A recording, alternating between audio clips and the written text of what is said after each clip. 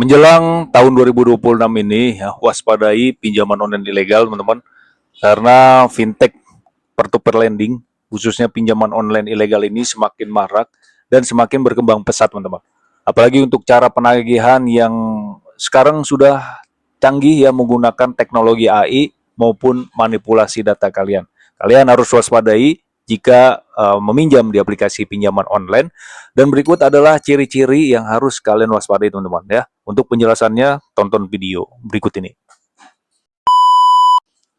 Halo kawan pinjol, balik lagi nih di KP Channel seputar fintech dan pinjaman online. Apa kabar teman-teman kalian hari ini? Semoga sehat selalu ya, tetap semangat. Tetap menjalankan aktivitas seperti biasanya, masalah pinjaman online, mari kita sharing dan diskusi di KP Channel. Ya, teman-teman siapa yang mempunyai tagihan di aplikasi pinjaman online ilegal ya? Kali ini gue akan bahas beberapa ciri-ciri yang harus kalian waspadai jika mengalami kendala gagal bayar di aplikasi pinjaman online ilegal. Mungkin teman-teman takut ya akan adanya teror sebar data, kemudian DC lapangan gitu ya. Sekali lagi, untuk pinjaman online ilegal itu tidak memiliki debt collector lapangan, teman-teman. Nah, berikut adalah ciri-ciri yang harus Anda waspadai. Yang pertama itu adalah penawaran agresif via SMS maupun WhatsApp. Ini adalah ciri paling mencolok ya, karena fintech legal itu dilarang keras oleh otoritas jasa keuangan untuk menawarkan produk pinjaman melalui saluran komunikasi pribadi seperti SMS maupun WhatsApp ya, tanpa persetujuan konsumen. Dan jika Anda menerima pesan yang katanya selamat pengajuan Anda disetujui ya, padahal Anda tidak pernah mengajukan pinjaman, dipastikan itu adalah pinjaman online ilegal.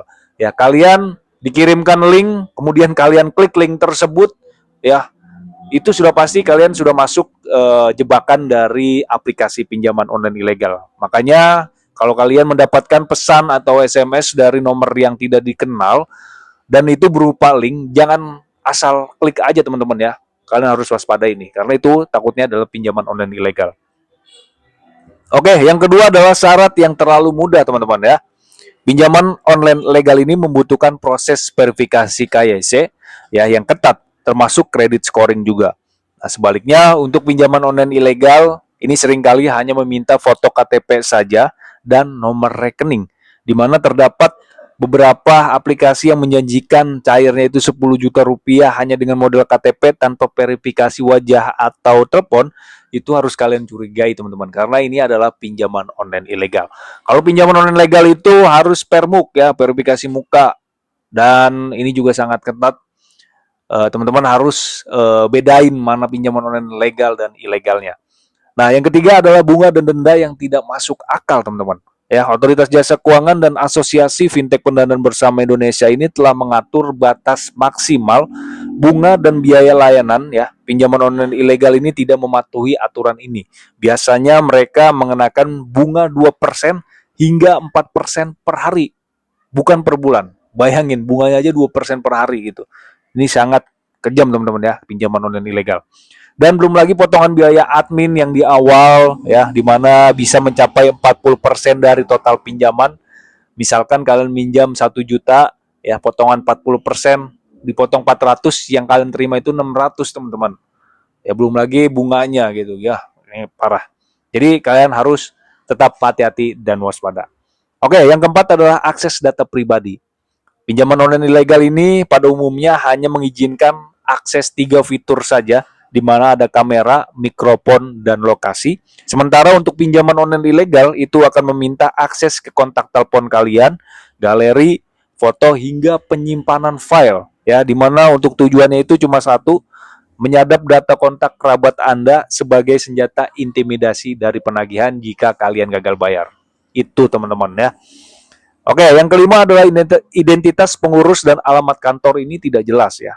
Aplikasi pinjaman online legal itu wajib ya mencantumkan alamat kantor fisik, kemudian layanan pengaduan konsumen di dalam aplikasi atau websitenya.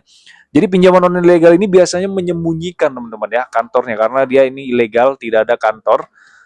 Makanya untuk kantor fisiknya itu tidak ada. Ya, kalian wajib mempertanyakan juga ya, itu adalah pinjaman online ilegal yang harus kalian waspadai. Oke, itu adalah ciri-ciri ya pinjaman online ilegal yang patut kalian harus waspadai karena 2026 ini sekali lagi gue katakan pinjaman fintech peer-to-peer lending semakin canggih, banyak pinjaman online ilegal yang berseliweran.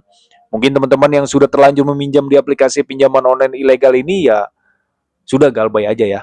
Kenapa gue katakan galbay? Karena kalau kita tarik sebelumnya, Pak Mahfud MD itu mengatakan bahwasannya ambil pinjaman online ilegal sebanyak-banyaknya dan jangan dibayarkan. Karena ini ilegal, tidak taat aturan hukum dari pemerintah, termasuk dari otoritas jasa keuangan. Dan kalau kalian ingin meminjam di pinjaman online ilegal, sekali lagi kalian harus cadangkan terlebih dahulu